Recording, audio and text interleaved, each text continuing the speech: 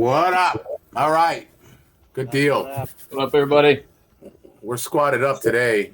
I've got a couple of the. So this is the kind of the nucleus of the regenerates. Whenever I say I was with the regenerates, so you've been christened Emily, Regenerates Quorum, right? Thank you. We've got Derek with Prestige Soil. Let me do a banner gig here. Boom! We're getting better. Hey, I never said I was a podcaster. I heard that today. Or the other day. You spelled that wrong, actually. Did I? No, it's not, bro. Yeah, the S at the end of soils. Oh, Jesus. All right. I got to edit that.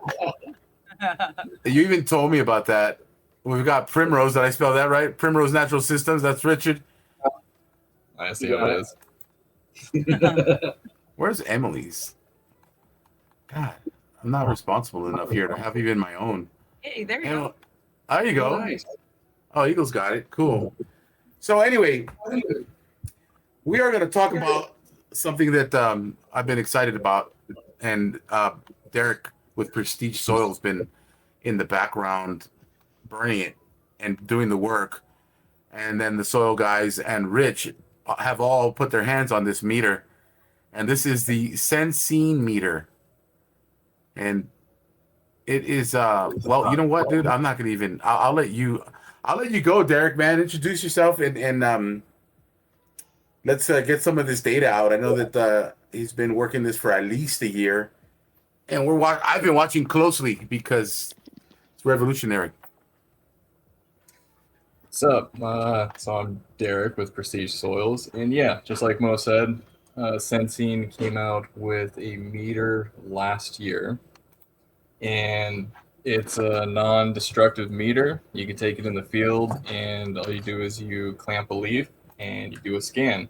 You do a set of 15 scans, 5 scans, or 1 scan, and it populates a bunch of data for you. And it's everything from redox to temperature, humidity in your local area, conductivity, pH, Brix, chlorophyll, and micro and macronutrients. Oh, this is chlorophyll? Yeah, it does chlorophyll. On most of them, not on every crop. Yeah, okay, so as long as the crop is currently basically out to the public and not in beta, then you can get a lot of this data. Some of them are not available because they're still doing testing and getting everything in line before they release it to everybody. There's Adam. Hey. All right. Adam with the soil Hey. guys. We Hey, are good now evening. complete. So in a nutshell, you scan leaves with this thing out in the field. Yeah, it's And handheld, you're getting- so you throw it in your pocket, backpack, whatever, right? And so this back piece, just for context, so this back piece is not part of it. It's this handheld gun-looking device. No, that back part's the actual sensors and everything that goes into the housing. Oh, cool. Okay. So All right, cool. the other part's just the housing. So it's just it looks just like that. So this is the meter, yeah. Well, it's like the magazine. What do you got, Yeah. Emily? I was just wondering, are you scanning a leaf or are you like clamping it around? Oh, yep. Okay. Cool. Cool. Yeah, and like I said, there's like you can do 1 scan, do a quick measurement, 5 scans or 15, and you really get the most information if you do a full set of 15. So you can leave the leaf on the plant, right? You're just walking up to the plant, and then you're scanning the plant. And Yep. just So this it's leaf. non-destructive. You don't have to cut it. You could accidentally rip the leaf or crush the leaf if you're, He-Man, but this generally connects- just go How long clamp it and on to the next one after it's done. How long does a pass take to complete? How long would like the 15 passes take? For it, really, it depends on what your style is or how you want to scan. You could just have it clamped on one leaf and then just hit one after the other until you have all 15 complete, or like what I do in the fields, because we work with hundreds of acres of corn and stuff. I go 15 rows in to get out from the headlands and the edges, and then I start with a corn plant there, and then I go 3 more rows, take a measurement, 3 more rows, so I get instead of just doing one specific area, I do a stretch over where Okay. they planted, and that'll take me probably from start to finish, I don't know, 6-7 minutes. Yeah, it's probably about up to 20 seconds per scan. I would say 20 to Yep. 30. So taking more samples from a larger like amount would be if you're wanting to get like a reading across the whole crop. But if you're only having one plant that you want to focus on, and then you can just do all 15 passes on that same plant to Yeah. understand what like issue might be arising in that specific plant. Yep. Cool. Okay. Yeah, because it's like what a lot of like farmers do, right? They have so much land that it's not typically, unless there's a specific area that they notice, they're not focusing on one area. They want to know what's going on with the field and with the crop as a whole. Which that it's also an interesting part that I don't do the exact same plants every time, but I do the same route, if that makes sense. I go 15 rows in, and then I do every third one after that until I hit my 15. But even doing that, a lot of the measurements over time, they're relatively stable. So you would think that, doing different plants, you would have readings all over the place, but they're actually pretty stable for what's been at least captured.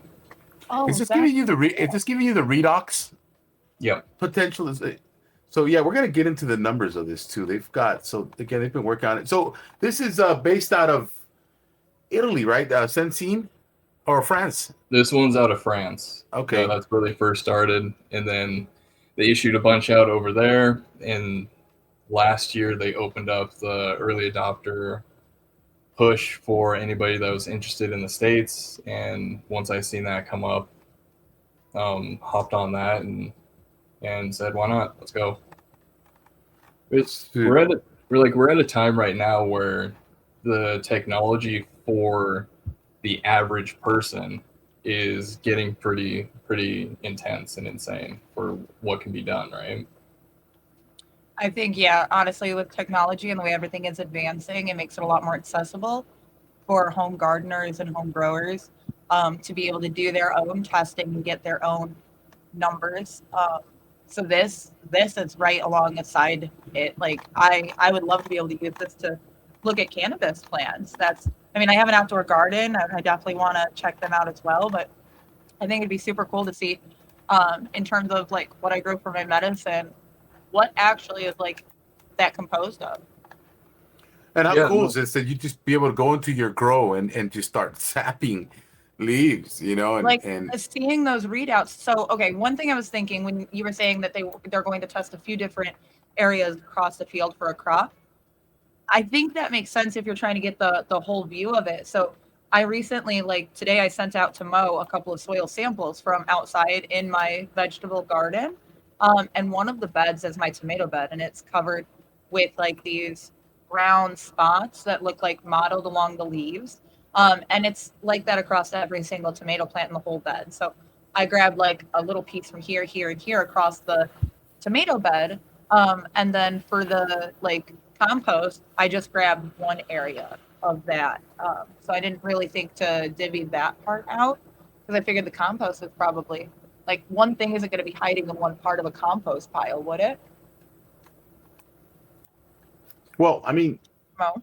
there could be pockets in compost that have different nutrients and different things. That's now you might want to scope the whole yard, like scope the whole Well, thing. it was just, I'd never collected soil samples or anything. Yeah. I've never collected samples before. So that was my Yeah. thinking along doing it. And then, hearing how you guys are describing what you test in a crop kind of goes along with that. And I saw in those numbers when you pulled up that webpage, the Brix content is able to be measured. And that's actually something that I learned very recently is present in cannabis plants, because I have a specific strain right now. It's called Dragon's Blood Hash Plant, and it has a bleeder phenotype to it. And a phenotype is a specific expression that the plant shows. And so when you trim it and cut the stem, it actually bleeds red. Yeah, Like it's pretty cool. it's awesome. It We were looking definitely at that. freaked me out. We were Yeah, looking we at saw that that last last week, week. didn't we? Yeah, it was pretty dope. Yeah, we showed that last week. Yeah. And so, like, when I looked into what this was and information, it said it was a very high Brix content is what produced that. And it was high in anthocyanins, which is why it was so red in color. So that's cool that, I could measure, well, I'm not sure if this works on cannabis plants or not, but I could measure like the Brix level of that specific plant then. Not yet. I'm sure it's going It to does get there. not technically work on cannabis yet. There is a Okay. limited list of plants, Yeah. but Adam So, or Derek- Derek want to elaborate on? Super cool. Derek, do you want to jump into one of these slides real quick? Let's get into the numbers, man. Let's Yeah, let's load it up. what do you So- want to load up here? We'll just do a little backstory. You start with June 9th. So this data that I've been scanning, I kind of set out to do more and do a better job than what I did last year. And what I mean by that is last year I was able to scan at least once a week not on a seeing- couple fields. I'm not seeing June 9th. 29th. Oh, 29th.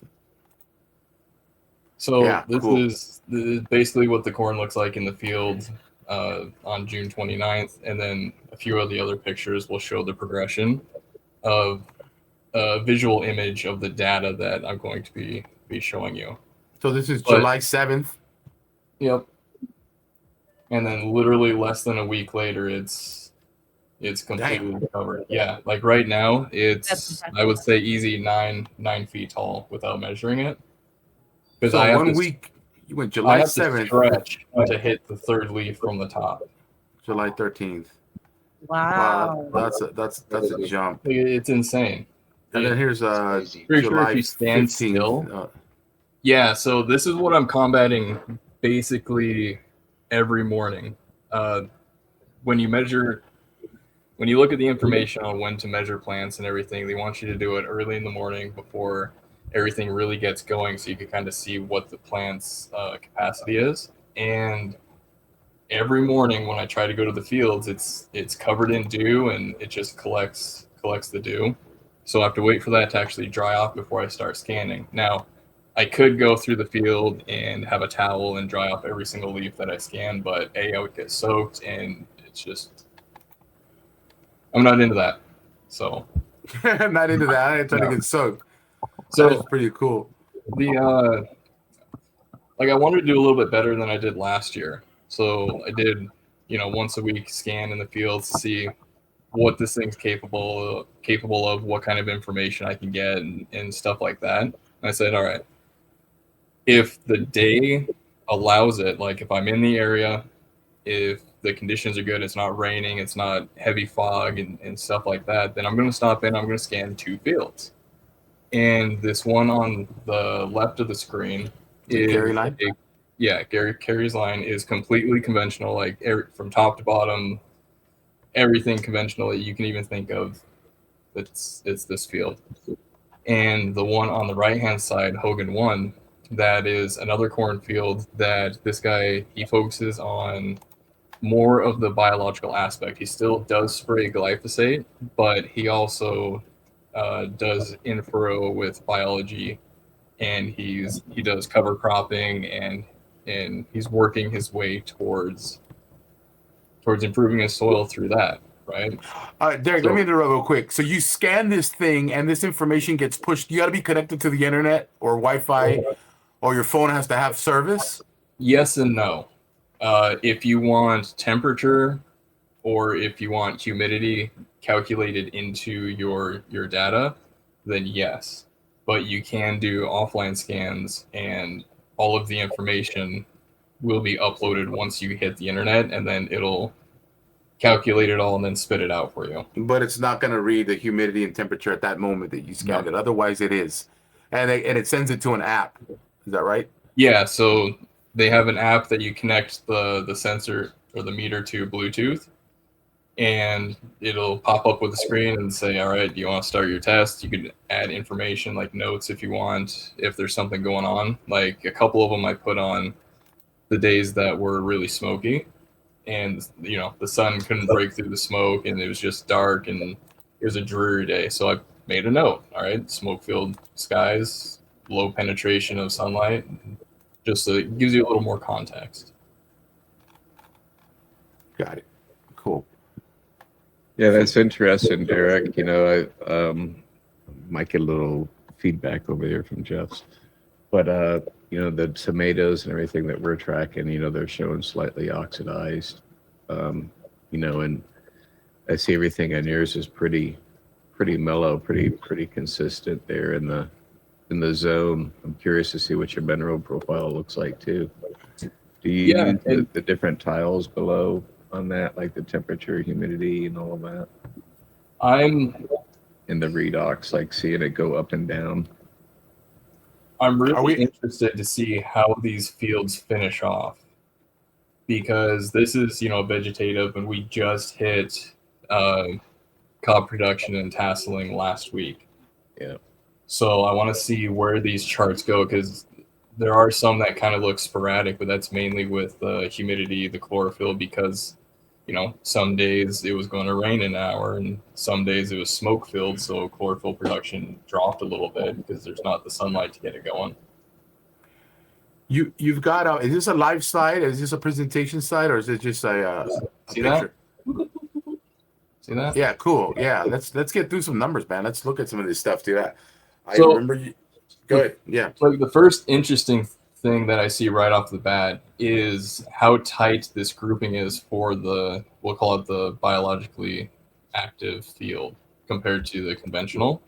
This thing's spread out a little more. This one's a little bit tighter. I'm sorry. You still have your outliers though. So what are those clusters then? Those are all your scans. Yeah, each one of these represents 15 individual scans, which is a that's for set of 15. scans. Okay, so if you were out in the field and I was looking at you from a drone down, each one of these is going to be probably one. It's going to be one plant, 15 scans per plant. No, this would be the whole session of 15 scans. Okay. All right. So you're scanning an area. Yep. Each dot is one set of 15 scans. Okay. Cool. So like yesterday, right? That's one dot's the average of all those scans. It's giving you pH. So when you're Redox. using the tool, do you have to select how many scans you're running before you start? Yeah, you can select single scan, 5 scan, or 15 scan. So you selected 15 and then went to each area, ran that, and that's when it showed up on the chart. Yep. Awesome. Okay. So What does EE stand for? I'll like when I open it and I want to start my scans, I'll just connect everything, and then I'll select the 15 scans and enter any notes that I think might be relevant, and then clamp the leaf, push start, and then it'll do its scanning. And once that leaf is scanned and complete, it'll say, okay, on to the next one. I go clamp the next leaf, push start, and I do that 15 times. Okay. And then once it's done, it takes all that data that it's collected and then runs it through their models and then spits out the information that you're seeing here. Gotcha. And I know that my question is going to be, and I know this is all new research, man. So, we don't have all the answers, but you've got people like Derek and the soil guys out there and Rich here running these meters. And I'm curious, like you showed me a metric one day where we had a cold spike and your plants dipped, right? Yep. Like that particular day on that it was just a complete dump of nutrients, I think it was. And that's when I really got my attention, man, because it makes sense that after a major cold spike, and you're in Canada, so you're cold. Yeah, Well, like it's been getting relatively chill in the mornings recently. And like there is one, you do have hiccups throughout the system because it is a relatively new system that's being rolled out, right? So issues like this, for example, where there's no temperature, no humidity for these days, That's because when I was actually in the field, during the 15 scans, my internet connection kept swapping between like whatever it was and 3G because of the area in the field that I was.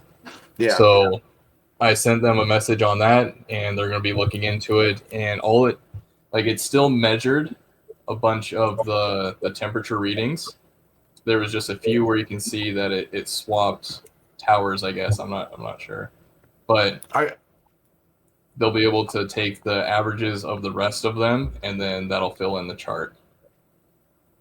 Are you having the same issues, Adam, out there in North Carolina? Yeah, I mean, if you're hooked, the system will save offline, so you don't even, it'll just save right to your phone, and then as soon as you're online, it'll connect and share that data. Well, the temperature data, the temperature and humidity are the only things you lose when you're offline, I believe, and I've had that happen. Right. Now, can you go back in and key that information in, because the temperature? Let's say you look at your phone, or what it is outside, just in an effort to keep consistent information. Is that something you can go to your computer and right now you key cannot. that in? You can't. Okay. Right now you cannot, but that's why whenever things like this come up, I send in a ticket, and they start looking into it for all like different options. So these things are pegged with GPS. So one of the options might be wherever they pull their temperature and humidity data from, like the API that they get it from, they may be able to retroactively enter the information for that scan at that time based on the radar and stuff. Well, the historical data. Yeah. No. Exactly. Yeah, I don't think we've had any losses of like that, Derek. I'm not sure. So my question is going to be, sorry, go ahead. Yeah, I don't think we've had that where we're missing temperature data, but Adam's got all the charts. He can pull them up and we can take a look at them.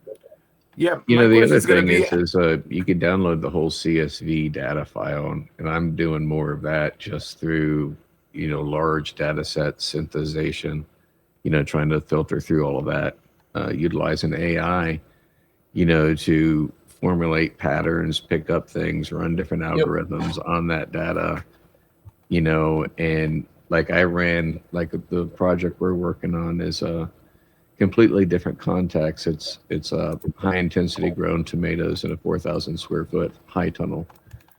And the soil, zoned off into 5 different zones. And there's definitely more than 5 different zones in that high tunnel, from different soil makeup to hydrology issues to humidity and pockets within the tunnel to ones that to part of the tunnel that floods and doesn't.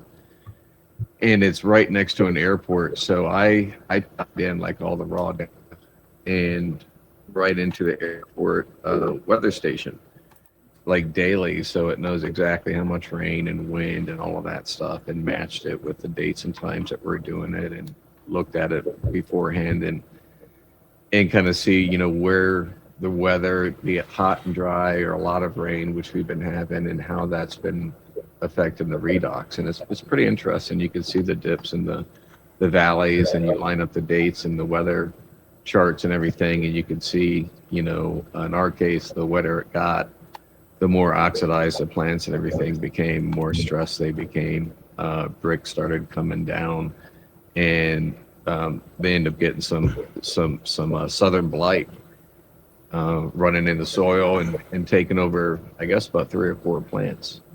So that we had to remove. So it's quite interesting. And we also did a SAP analysis. We've done one. We've got everything printed to send in another one on this project, and sometime this week or next week, just to validate an actual SAP analysis with the data coming in on the Senseen. That's what I'm talking about. And so, I do have that synthesized here, and, be more than happy to share that with everyone. We could, tear that apart. And we've looked at it 2 different ways. Maybe I can share this. We looked at it in parts per million, because they both recommend that. or they reported in parts per million. But also, they have different value ranges of what's good and what's bad, which I found interesting between Apical Crop Science and Senseen. And so when you synthesize just parts per million, they line up pretty well. But then when you look into what Senseen calls good or bad or in normal range versus what Apical Crop Science calls good or bad or in normal range is completely different. And so if you use their metrics of what's good and what's bad, none of the numbers line up, or very few. So that's kind of got me scratching my head a little bit. But I do see that some of the minerals, I think the redox is probably really good in the pH potentially readings, kind of in the stress redox realm of things versus the minerals. I think some of the minerals are mobile and immobile, and some of them give probably better readings than others, and that's kind of what we've been seeing as an overview. Do you have the data yet, or you're waiting for it? No, I have the data here. Let me share. Oh, yeah, go ahead and share. Do you know, Emily, do you know what redox is? I do not. Okay. So, go ahead. wanna- No, you've been doing a lot of that. well, go ahead. No, go ahead. Take it. Well, for me, I simplify things, right? To me, redox is this oil rig, right? Oxygen is losing, reduction is gaining. Right. So in the presence of, so it's the control of energy basically is what's happening here. Whether the electrons are moving, how they're moving. Oxygen is a thief of electrons. Oxygen will jack your electrons, but you need oxygen in the soil to even feed your microbes. Your microbes, it is the final, electron, that electron ends up with the oxygen. And if you have too much water in your system, you start going anaerobic, you start reducing everything, and energy starts being moved differently. So there's got to be a fine balance of energy in your soil. And oxygen is, what is oxygen? Like 45% of our soil is oxygen or air, right? Which is, when you really think about that, that's a massive number, right? But this is where energy moves, electrons move. And so that redox number, even in your body, it translates to your health. The redox in your body. When you breathe out, we're becoming, I think, reductive, right? We're releasing oxygen and our bodies get reductive. Then we inhale, we become oxidative, right? And then when you think about antioxidant, because oxygen, it'll jack your electrons. Wait, so Period. it's measuring how much oxygen is being emitted from the plant? More specifically, it's measuring the correlation between the color of the plant's leaf and what the measure of oxygen would normally be. Since the device doesn't measure oxygen, it just measures, it's very, very closely correlated with the redox thing. Yeah, it gets complicated. Redox, don't listen. It can get complicated. But I go to the microbe, right? I listen to the microbe, and the microbe needs oxygen to take that electron that it ends up with from breaking down organic matter. And oxygen there's nothing on this planet that can steal an electron from oxygen except for the plant itself, which is a lot to say about that plant, right? Because the plant is like, here, again, hold my beer while I take these electrons away from this oxygen. And I'm the only one that can do that. And I'm going to photosynthesize at the same time. And so the fact that this is happening even when we breathe, that the presence of oxygen, of course, is very important in soil. Too much oxygen is going to dry your soil, which means you're going to become oxidative. Now and then depending on the level of redox in your soil is also going to matter on what's available, what nutrients become available, because the more acidic you become, the more reductive or acidic you become, different things become available. And then also things lock up. Is a good redox number means that your plant is more like permeable to the nutrients? Some ranges. There's some ranges that are great for pH and pH. There are ranges that are great for having bioavailable nutrients. But I think so. Look, really, yeah. Okay. under oxidative conditions, things like heavy metals start to mineralize. They become unavailable, right? Because they are no longer. I think of acid, and I simplify the way I think of things. Reduction B equals acid. Acid equals melting shit down, right? And so when these little nanoparticles of heavy metals get acidified, they actually turn into a soluble liquid that is now available for the plant and our bodies to absorb, right? So oxidation is not bad. Extreme oxidation is bad. Reduction is not bad, but extreme reduction is bad, right? Right. Because now you start becoming an acid. Okay, so a redox number, the better the number, like the higher the number, the better that balance is. So More Oh. the more I reduced think we've gone off the rails. the more reduced a soil is, the more electrons are available in that soil. There So you it's go. going to think of it as a higher energy state. So things will naturally tend towards being oxidized because that's low energy, like rust. Iron will automatically rust. But in high energy states, it means there's more energy available for your plants to use. Not necessarily that they will use it, but it is available so they could use it. Like it's the Okay. difference between my plant being in a pool of nutrients being in a pool of rock it has to mine to get nutrients. So then could it be bad to have too high of a redox readout? Oh, absolutely. Too much electrons is going to be anaerobic. Now here, I'll put another twist on this though.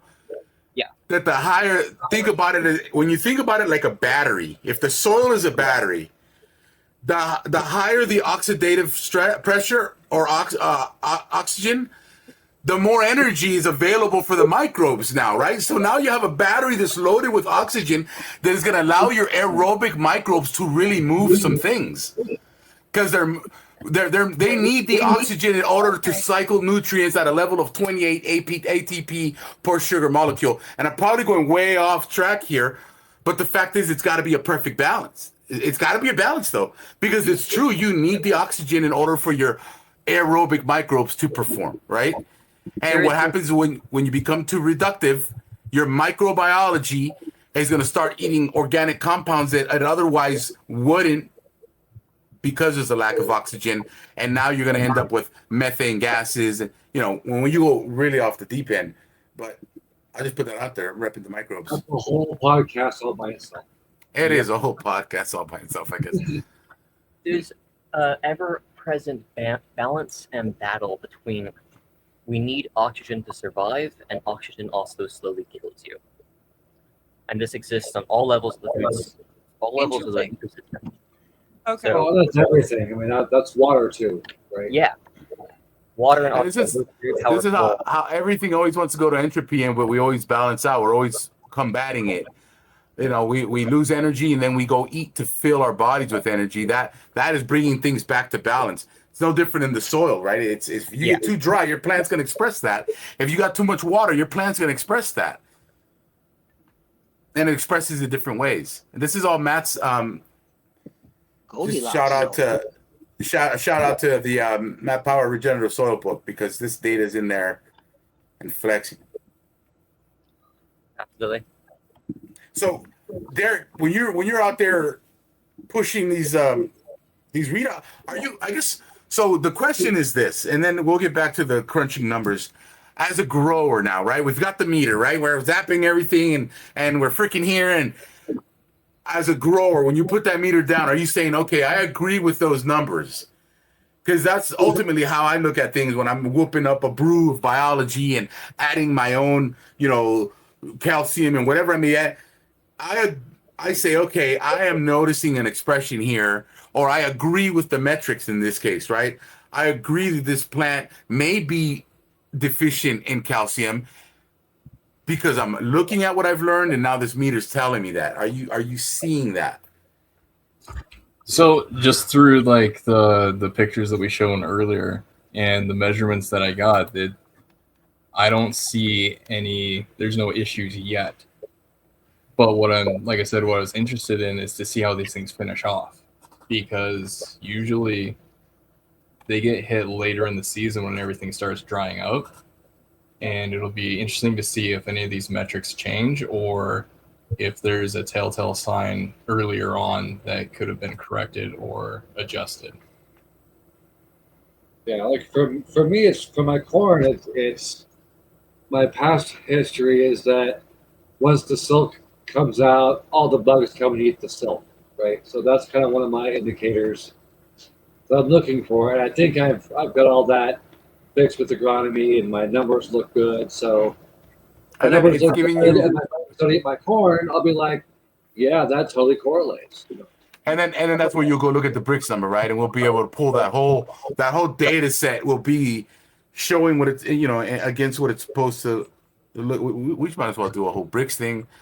But go ahead, Adam. Tell us what we're looking at here. Yeah.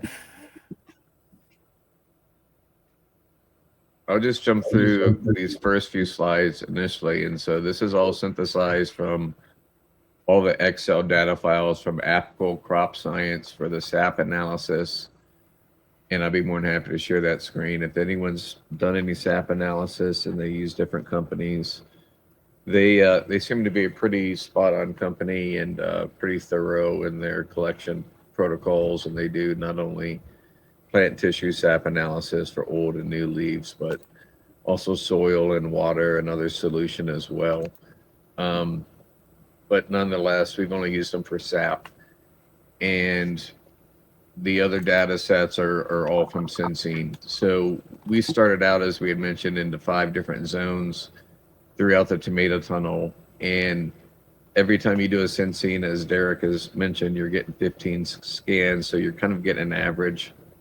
In our case, you know, we set a baseline just across the tunnel in these areas, and we do our quarterly or monthly checks on those areas. But for this testing of Senseen and then the overall tunnel management, we've selected specific zones to manage either the health of the plant, and, you know, from measuring these. So it's kind of like in the very front middle of the tunnel in the first 15 plants. And we're taking measurements of old and new leaves weekly or for a little bit more in the morning time.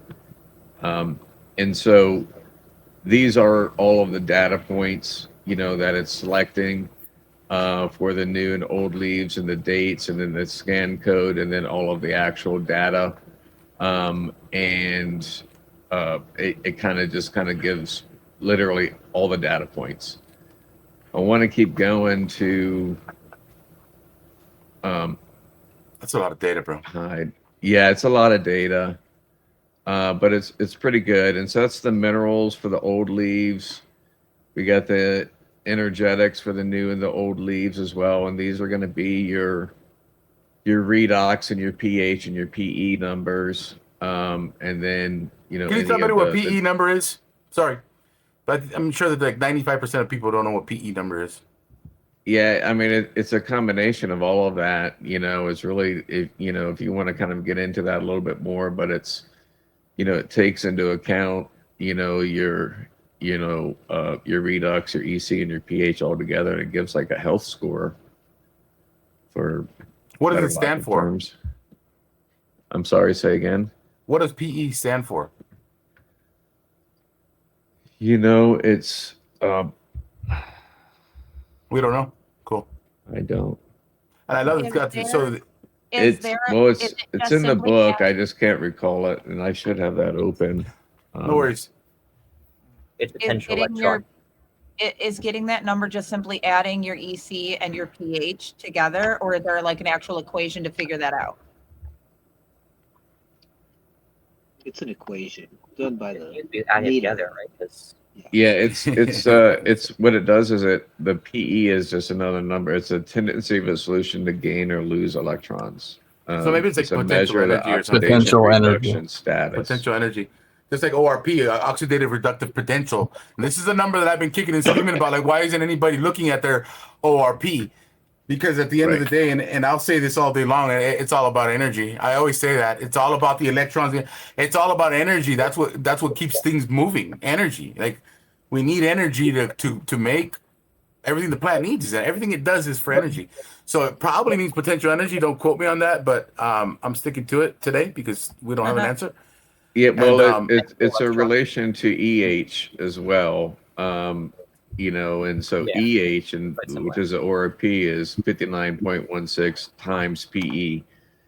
And so it's a mathematical formula. So and that'll give you that. But like for example, if your Aura P was around 300 millivolts, you should be about around 5.1 PE. And so I don't know if that's, and then you Math. add that to your pH, and that kind of gives you that score. And I think when you look at the charts, it really equates to the health status of the plant from an oxidized, reduced state, mainly. I think it's really cool to see the Which is once again, so moving on. So I've got the minerals and I've got the energetics. Okay. So these are just the data sets. Now here's the comparison. This is what, I really wanted to look at. This first one is exactly what the meter is showing. The same leaves that we sent off to Apical Crop Science. They did the SAP on it. It was like 3 days later. And what their readings were in parts per million, right? And or in the exact same, measurement scales. And so when you synthesize that data, this agreement column is either saying, are these numbers kind of similar, and are they, falling in this excess, optimal, deficient, are they falling in these statuses? Per in this case, Senseen's scale. And it's just looking at the numbers specifically. And you can do the same thing if you just put it directly into the other Apical Crop Science scale that would be pretty strong or partial or diverge. But you can see quite a bit of them are agreeing. Yeah, that's encouraging. This is because the truth is, just like AI right now, it's as bad as it's ever going to be, right? It's only going to improve, and that's the same goes for this tech. Yeah, I'm only using the AI just to synthesize the data, just to organize it all. And present it. Sure. Well, what I meant by that was that this unit is only going to improve, and if we're looking at results like this, I'm okay with it, being that it's a new system. And I wonder, as if you keep doing this, if boron's going to continue to diverge, right? If molybdenum is going to be something that's always going to be the case until they maybe need to tweak it. Who knows? I'm just thinking out loud. Well, there was a. Let me throw you the curveball, because this is the same data comparison, but it's with each individual company's, for specifically tomatoes, optimum, excess, deficient, etc. And so, from this standpoint, you can see it's all over the place. The green means it's aligned. Yellow is diverge. Red is opposite. Okay. So even though this is, once again, I just, sensitizing this stuff with you guys and sharing as I come across it, right? I'm not making this stuff up. Right, of course. When you look at the numbers, okay, so total nitrogen, 2355, 2468, phosphorus, like these numbers are lining up pretty damn close, okay? This one, you can see 3,000 to 2,000 is bigger difference, but in percentages wise compared to a smaller number, like here is 8.79 and 3.54. I mean, that's more than double difference. Right. That's not the case here. Sure. So you have to take that in context, right? Between agreement or not. So a lot of agree. And then when you look at the differences on these and you start looking at, okay, well, let's look at boron, molybdenum, some of these other was manganese, and where they're diverging. And then you see what kind of mineral is that? Is it mobile in the plant? Should it, should that make a difference from a,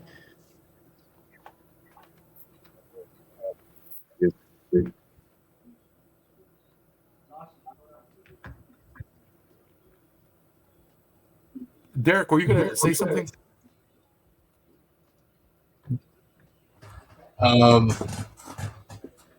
Yeah, you gotta give me a minute here. Oh, I was just taking all that in. Yeah, yeah. it's a lot And of data. this was just the only other one. This is a little concerning to me. So I don't know what your guys' thoughts are on this. And Yeah. you know, So and then it got this me to is- thinking. Really, is like, who's coming up with these numbers, anyways? So Adam, you're saying this is the recommendations from Senseen and from another source, correct? Yeah, that Like the what's one- within the- range for that plant? Yeah, so you can see the numbers are the same, right? So Yep. it's still in the same numbers, but when you go to applicable crop sites, and I can show the report for this right here now. That's a different testing lab. Well, It- yeah, it's a different testing lab because they went through one in Germany when they initially started, and from what I understand, they based all of their recommended ranges based on what that agronomic company has set. Now, I wonder if it's also going to throw a difference. Like with this corn, this is specifically feed corn, right? It has a different growth pattern than, say, sweet corn, different time, different height, different everything. While it's still corn and typically the same, these things are growing 9 feet tall compared to the sweet corn that's 4 or 5 feet tall maybe and already ready to harvest. So I wonder if that has a part to play, and if it does, if the data that we're feeding into this will adjust over time, if that makes sense. Like, will the data that I'm scanning and the information I put in saying that this is, I don't know, say it's a specific corn type from Syngenta specifically for feed, will those ranges be different compared to a sweet corn that's some other kind, like blue hoppy or something? Yeah, that's a good point. There's also, I mean, so just to be fair on testing, all testing sucks, just flat out. But it gives you trends, right? So whatever you're doing, I mean, Yeah, there's a two labs, there's day to Well, I day, just- there's so many Well, this is variables. like- This is my rifle. It's Trends, right? You can Better see decision what's you can make. trending. Are you better off than last time? Is there more than last time? Is it a little better? Is it a little worse? So I mean, if you look at it from a trend standpoint, and then you look at your plant, right? Because your plant's could tell you what's going on to a point too.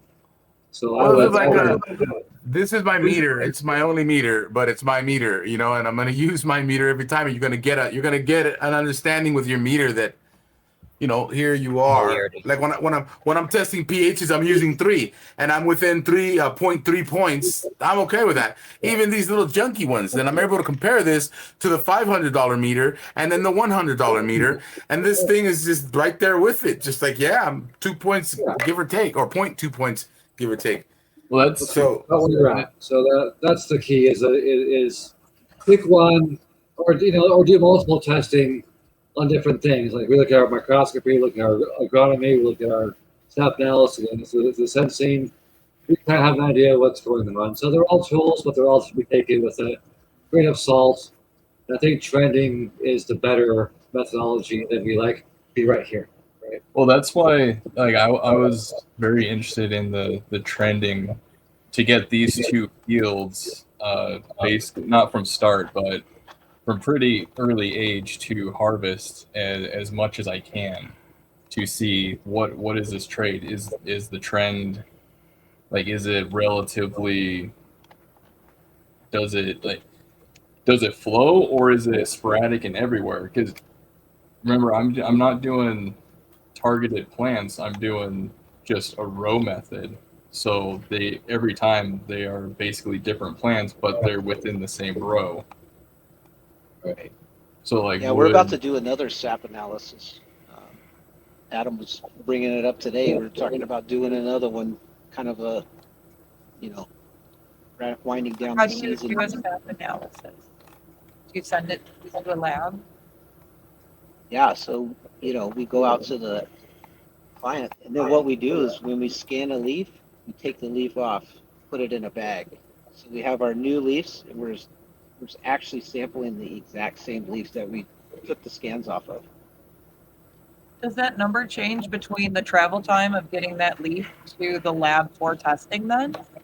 Absolutely. Yeah, they have very strict, like you're supposed to.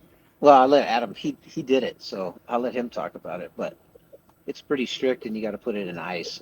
You know, Yeah, on okay. ice.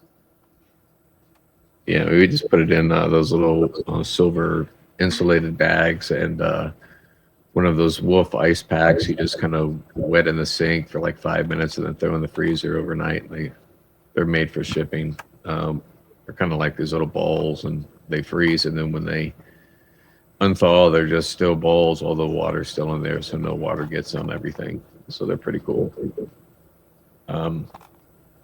Yeah, I mean, we've seen tons of trends. You know, I can see both in the plant response and, you know, the tomato growth, what's happening with the tomatoes from cracking to thickness of the stem to flower drop to pollination to, you know, showing up of an aphid or a worm to, you know, on the plants to this most recent one, you know, with Southern Blight. And once again, it might sound like it's crazy, but these are all things that were identified on the early onset of everything, which, you know, and at a very, very small scale, and everything 100% is being addressed, you know, regeneratively with soil biology, like zero fertilizers or anything. And, you know, these farmers have never done that before.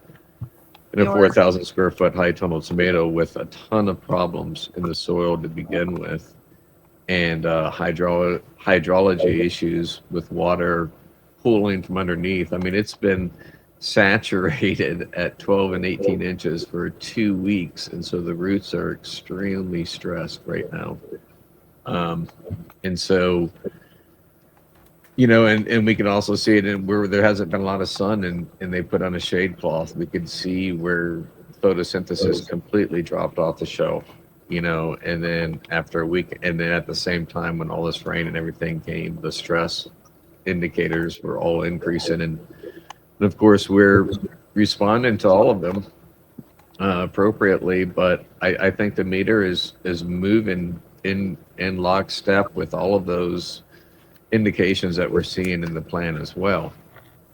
That's cool. I see some, like we've been chasing manganese as a deficient mineral, at least on the Senseen and in the SAP report since the beginning, and really haven't seen much movement. And we've just been trying to apply that in a foliar spray, you know, at the minimum to normal rates, and maybe a little bit more on this last one. We've got a read in tomorrow, and we'll see if that's moved the needle. And we've been having to apply calcium and boron pretty consistently. And we are definitely seeing that movement. All of the other minerals look pretty well off. But See, Adam, you're not the only one that's noticed this, because I'm sorry, say again. You're the range issue you're talking about. You're not the only one that's noticed that. There's a few other people. We went to What do you mean? What range issue? You mean so where you have the deficient Difference? range from Senseen saying it's deficient, but right? It's good or bad. That's why I was like, who's making up these damn numbers? yeah, and no, You you're know. not the only one, because we were in Rich and I were in that Savia AI webinar that they hosted a couple weeks ago, and that was one of the questions that was brought up was, is there going to be a way to adjust the ranges? Targets. So there's a lot of talk about it, at least from one or two other individuals that were there. So it might be addressed relatively shortly, where you can actually set your ranges. Well, you know, I just noticed as I was logging in and going through Senseen's portal, and I'll be more than happy to share that as well. But right on their portal right now is like a new thing that's coming out. It's an AI crop analysis thing where it'll just read your report and tell you everything about it. Yep. Yep. But I mean, it'll be nice to be able to set the targets, because I think, well, Yeah, first because you off, have the different target data targets is at different all, growth states. well, and if it goes straight, but there's also just what numbers are we basing it off? Are we going with 1940s tomato, right? Are we going to a common agriculture conventional tomato? I mean, Yeah, that's bred hybrid there's so much hybrids. variety in what's there. Some of these things don't even take up minerals anymore because of the GMO. Like, so it'd be nice to kind of be able to like grow a crop over time and be like, yeah, I'm gonna up this a little bit and lower these, and just set your own ranges over time for what your expectations are. Sounds like a great test. You should run that, Rich. Well, when they allow That's me to what do I'm that, doing. I'll do that, you know. Right? I mean, if I grow a great tomato and it tastes great, then I'm going to set this year's parameters in that range and be like, let's just keep that there, right? This is now my goals.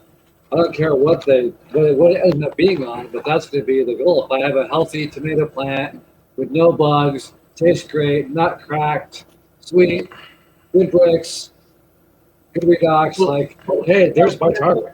Where For me. you are, where you are and growing that would be different than for if I trying to grow that same Sure. one where I'd have to tune it to Right. my grow. Right.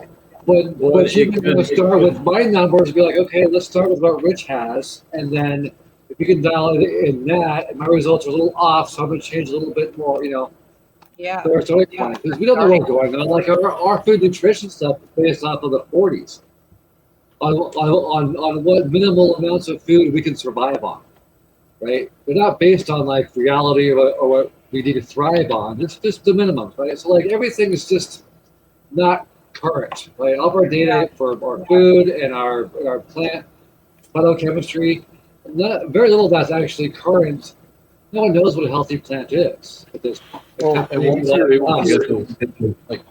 once you're able to get those metrics and set them, it would be less of a point of contention for anybody that you're sending these reports to. Like if you're running some samples for a farmer and all they want is a quick analysis, a quick chart, and they see this range and their nutrients are way out or something like that, it may cause a false alarm or a false panic where it doesn't need to.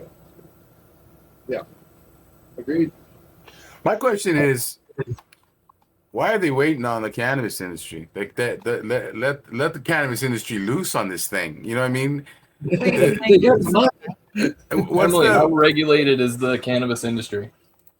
I think I you're mean, getting there's hit by a tornado right now. So if we disappear, you guys pray for us. be safe. That's wild as hell. Dude. take care of the microscope?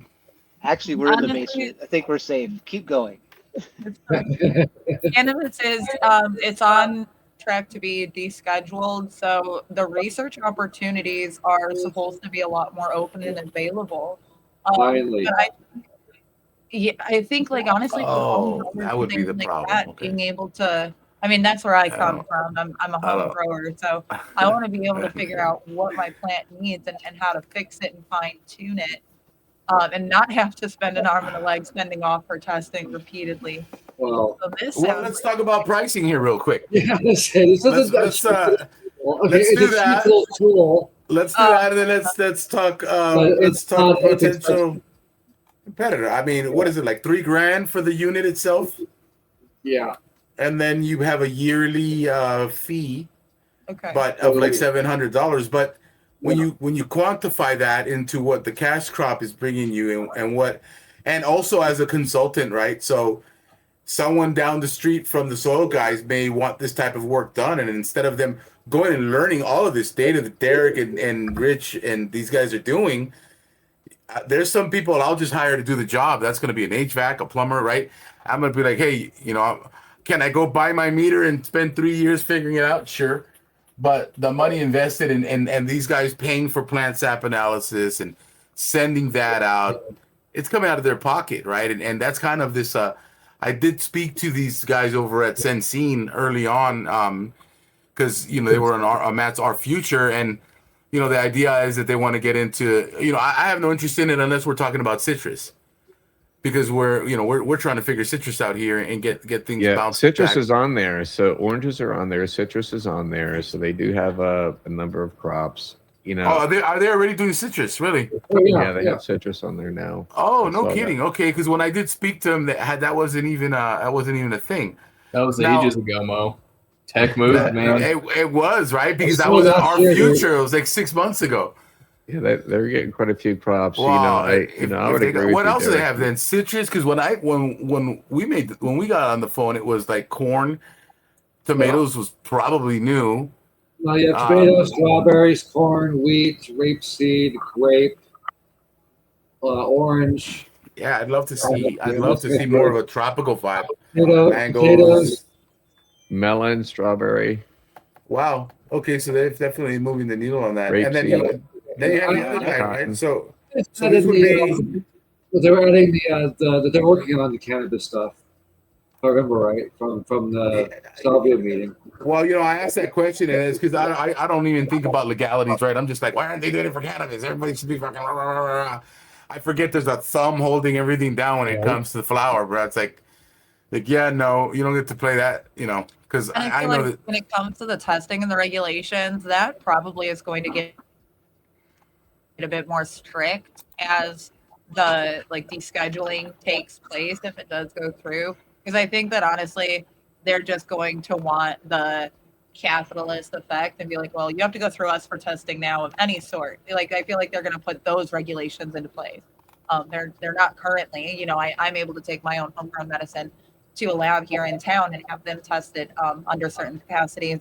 I've heard of staff tests before. I've never had one done, but I know that can be done on cannabis plants through certain labs and things like that. So I feel like this would probably take off in the more commercial setting where they are wanting to, obviously they have the funds for it. Even a homegrown, a caregiver like me, even if I have multiple patients, coming to that kind of a cost isn't that doable. That's going to be saving up for some time.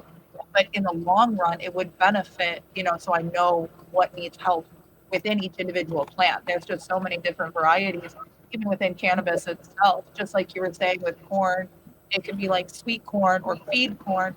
And then once you're into those, how many different types are there of each variety of that? And it's kind of the same with cannabis. So it would take a lot of data to do what you guys are doing with cannabis. And I think that having that opportunity in the commercial setting where they're able to mass produce and then go through and do let me walk 3 plants in and 3 more plants in, they've got the space and means for that. Yeah. But this is awesome to learn about. You're spending your time out there with, get skunk a meter. Damn, he's out there with his pond all day long, right? It's just like, okay, he's just scan every leaf every day on this side of the pond, And I think it would be cool. I'm growing organic. I use living soil, but I'm also learning how to grow in synthetic, like cocoa and DWC, things like that. So seeing the plant and how it responds between both of those, just from my own standpoint, is so interesting to me. Yeah. And what I mean, changes. there's definitely a cost benefit at scale because they're going to save that $700 a year in inputs because they're like, oh well, we don't need to throw a whole bunch of phosphorus and nitrogen out on this thing. We just need to add a little bit of magnesium, and so the cost savings and in amendments for commercial scale, huge potential there. So the money is no big difference. For me, it's a stretch. Oh, I'm just checking my tomatoes and my corn, right? I'm not getting $700 in returns in that, but it's a good learning experience. Yeah, exactly. There you Now, go. will the patterns that you're looking for show you wow, the plants are reading low in this area. That means we have a storm coming through. Does it respond in that manner? I mean, Derek might be able to bring that data in because he's taking notes on those things. He's doing it every day. I'm doing it every 7 days or so. But where Derek's doing it every single day, Okay. he might be able to put those things together Well, he did. He just got kicked. I'm hoping he jumps back in. But oh, there he is. He did have that one. I was gonna ask him if he can. Derek, do you have that metric where it got cold and your plant just like poof? I was so impressed with that number because that was clearly an expression of the plant saying, "Yeah, I'm cold. Dude, we're not gonna do this." Last year. Like, oh, that was so last year. Let me try to find that. It's just it's just the plant got cold and everything just Well, you tanked. gotta And bring up meanwhile, old stuff. yeah, why you gotta bring up old stuff, bro? That's what I do. That's what I do. What are we looking Well, at here? I just want to say, I believe, one of the things that you could probably do if you had access to a meter is just go ahead and take the measurements. Just call it a tomato or whatever, right? Whatever leaf you think is the same, get those measurements and just kind of look at the trends. Like, okay, again, you're not looking at accuracy necessarily. It may not be the actual mineral values for that leaf, but they'll give you an idea. But you know. I think I told you that story, Emily, that on that Brix, the sugar Brix is basically the sugar content and how it was reading at 21 week in and week out, and then 1 week it dropped to 14, and it was because there was a hurricane a week out, and so that plant took the energy, the sugars from the top in the event that it got topped off, and drew them all down to the root zone and reinforced. I mean, that's just a whole nother level of stuff going on that was really exciting to me. That's just. You can't even. And what was more interesting to me is that it dropped the number down to 14, where it's still completely safe, right? Because we understand that Brix at 14, the plant is basically bulletproof, right? So, then we have some regenerates that have done the testing, like Henry's work with Brix is insane, right? And he's got praying mantises that are just sitting there they're sitting next to this plant that's at a 14 Brix, or whatever number that was. And this apex bug was just kind of stunned, like he was stoned or something. It couldn't eat the plant.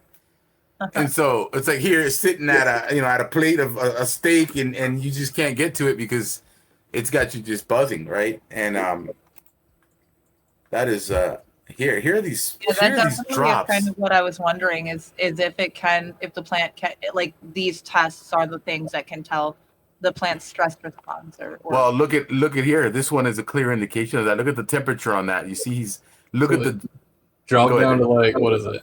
Drop down to 10.3 Celsius. Humidity dropped. But you can also see that the P, the stress spiked, the pH spiked, the redox spiked compared to where it was. But the days before that, the weeks before that, weeks after that were a lot higher. But we had a cold snap right there, and Brix I think that's amazing. Look at that. I mean, completely stressed out, and the meter's showing it.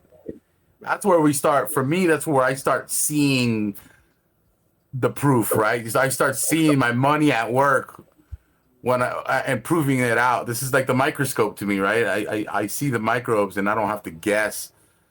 And put faith in the technology. And yeah, it's not going to be perfect. We know that, but to be able to see that clearly and you're experiencing that event with the plant and it all makes sense is important to me, because otherwise we're just kind of still going in blind, putting faith in a meter, and Yeah, here's another example of the redox on these tomatoes, and let's see. Yeah. and it's pretty clear because we know what has happened here when you see these dips. But if you kind of start with your temperature here around the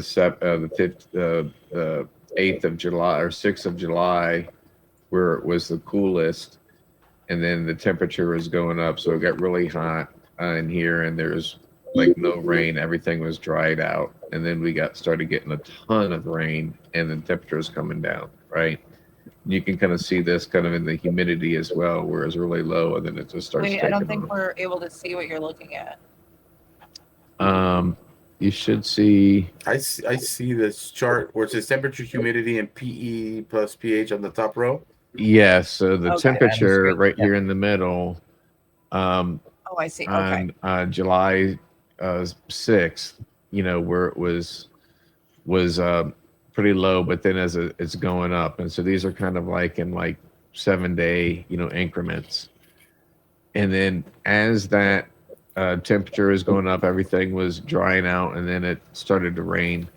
And you can kind of see our redox was actually at its best in a reduced state of around 288. And then as the rain started coming in, we got like 5 or 6 inches in a couple days. So like everything was flooded out. Like the ground is completely saturated and the roots have been in water now for a couple weeks and just now coming out of it. So the redox has been shooting up. And the same thing, you can kind of see where the EC has changed with the water dynamic. So as it was drying out, EC was coming down, but as it was getting wetter, EC and the plant was going up. So it was just pretty interesting to see that. And we could also see, some of those movements as well in the minerals, and just kind of where everything, was at. What's the sweet spot on the EC? I mean, on the redox. For the plants, it seems to be, like around that 250-ish range, 220 to 250 seems to be. Like if you go into the redox cross area, there's 200 here, 300 here, and you're kind of, if you wanted to get right in the middle, you're right around this 250 range. Well, I mean, obviously it depends on what your pH is. So yeah, like it. pH Yeah, so 6, that would be ideal, right? So like Yeah, the ideal range is in the 200, and that's where it's in the range. But keep in mind, the pH isn't of the soil; the pH is of the plant. Right. And the pH of the plant is Right, different and more reduced, more acidic than the pH of the soil. Right. Should be. Better be. Should be. Yeah. Well, I'll tell you what, we should do another one of these and follow this thing, man. I don't know, Derek. What do you think, man? I mean, I think it's pretty right on. I'm learning which ones you can actually see differences in through different foliar applications, because that's one of the benefits. We're able to apply a calcium or boron if we see it's deficient and see if it's actually working and see it move. So that's kind of cool. Yeah, and I'm seeing certain ones that just don't show anything, like the manganese is kind of still scratching my head on that. So that's why we're doing another SAP analysis and gonna just kind of see where we're at. That's one benefit you guys definitely have over what I'm doing, because even though I have all these scans, I have zero input on what happens. So my whole focus is to scan and all right, let's see what happens. Whatever you guys spray, whatever you guys do, I'm gonna measure it. Yeah, and then pick up the expressions from that. Like, you sprayed this and everything tanked. Yeah, you can show them the data and stuff like that, right? Like if something really crazy happens, you could say, look, here's the data, the graph, whatever you want to look at, leading up to the issue that you're seeing now. And here's a way that next year, if we're seeing the same stressors, whether it's temperature, humidity, whatever, we can apply something foliar to help buffer against it or to help your plant. But I do have the nutrients up, and I just wanted to show you guys how interesting, how relatively in line everything is. Like, remember, these aren't the same plants. These are 2 different fields. They're not the same plants. They're not. You would think taking different plants and different measurements, you would have quite a bit of sway, just because maybe this plant's a little more deficient, maybe this plant's a little more excessive. But this is what they do. They don't individualize each plant. They do sections of the field, or they do the whole field as a whole. But if we look, when we start, this is the younger growth, and then as we progress, this was yesterday. So we're getting more towards the fruiting and the reproductive phase. So some of these trees, like, look how relatively stable these are. Now I don't really look at the individual plots anymore. I'm more looking at the moving average.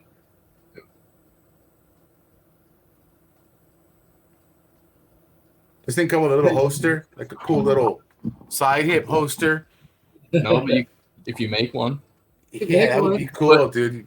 Walking I around. carry mine concealed, so you don't know I got it. Yeah. Do you have a For light? $120, you buy a metal case. Wait, like at any point he's gonna show up to somebody's property, just start scanning their shit. Very That's dog. Senseen. Hey, your bricks are low, bro. Don't even go there. Drive-by scanning. Drive-by my scanning. Damn. Imagine your homie having it though. Like if I would be a nightmare with Jeff and Adam out there, but like, hey, dude, I need to come over with your meter real quick and hit that same tree I asked you to hit yesterday, because I don't know. Idea. I just hit it with like 10 gallons of biology. I would love to. And so here's the cool thing is that I'm waiting.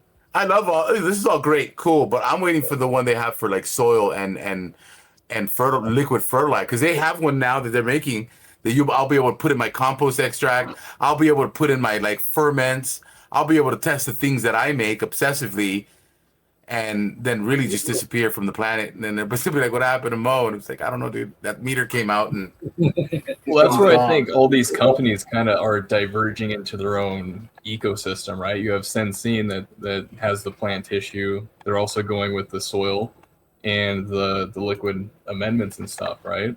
And then you have Croptics with AEA, which is going to be heavily integrated with AEA, obviously, but that's more crop advisor and stuff like that. Where Senseen, like Rich has pointed out, they're not giving you a recommendation of what to apply. They're just giving you the data of what's being measured. Here's what I like about this one, and correct me if I'm wrong. And I lost that when you dropped your images, so that Croptic one is gone. But with Croptic, from what I understand, you got a pool of 30 leaves and scan 30 leaves. Well, see, that's where I believe the 30 leaf sample was just for the demonstration they had in Florida. I've seen 3 different pictures. I've seen a handheld scanner where it's extremely similar to this. It has a different handle. Obviously, you have to make it a little different, but it's just a leaf clamp and a scan, non-destructive, and then onto the next. So I think that's the one that they're going to push onto the market after they get everything ready for it. I think that 30 leaf one was just for, hey, bring it down to us in Florida. We'll show you what our technology is capable of, and then go from there, gauge interest type thing. Yeah, so their suitcase model they have now, you have to pull all the leaves off, go in the dark room or whatever. But they're ultimately what they're going to release is purples, as Senseen. But they also say it's going to do things like amino acids and other things like that. So for me, that'll be the major difference between the Croptics and the Senseen is, well, maybe I can find out more about my amino acid levels or fat levels or peptides or something else that's would give us, because that would really be the ultimate stress thing, is like, hey, are we actually making our nitrogen and our photosynthesis into complete proteins, right? I mean, if we can figure out that kind of information, then that's a whole new level of it's a whole different efficiency, right? And so we'll have to see. Like, I don't have that much information yet on the Croptics thing, but well, that's the problem, Rich. It's the information you have is the information that's out there, right? I did a search last night trying to get as much information as I can, and the last stuff that they've put out was 17 weeks ago, 20 weeks ago, when they had come down to Florida and test it out. Yep. They have 2023 seed investor updates and 2025 partnerships in, I think it was India, where they're bringing it to India and they can use it and use AA products and stuff like that. But other than that, there's not really been many updates. Right. Yeah, there's a little bit of theoretical from camp, pretty much. So this thing is officially called the Nutriscope, Senseen, SenSeen.com. And I would just go check them out. And who knows, the more people using it, the more data we can collect. I'll probably get reached out. I've already been, contacted by other people that are using this thing. So it's, but they're using it on the other side of the world, which is really cool. So yeah, that's just wanted to share that for Senseen. I do And, think it's interesting that all the different reflectometer or photospectrometer companies seem to be very lacking in their updates. Bit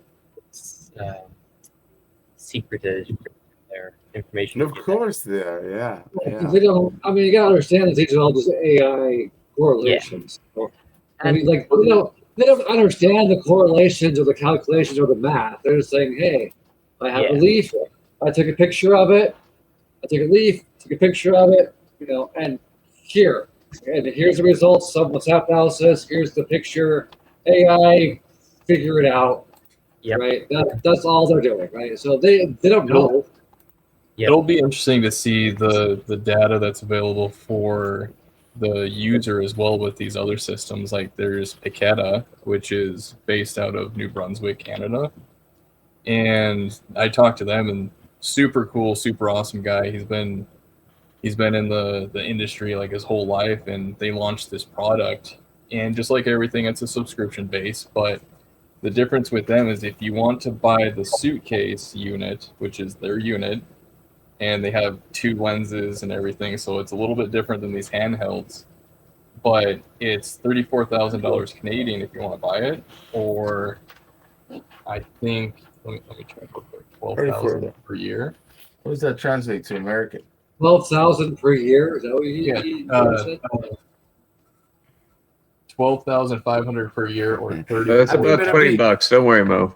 Oh, is it? Okay, I was gonna say that thing better be injecting nutrients when you scan. Like, Well, see, and this is their thing is they have what they call air support, where you're connected to them while you're doing your scannings, and they run diagnostics on your machine. So if you're starting to get a variable difference between the lenses and the measurements, they will automatically fix it and correct it for you and send you a new one and everything.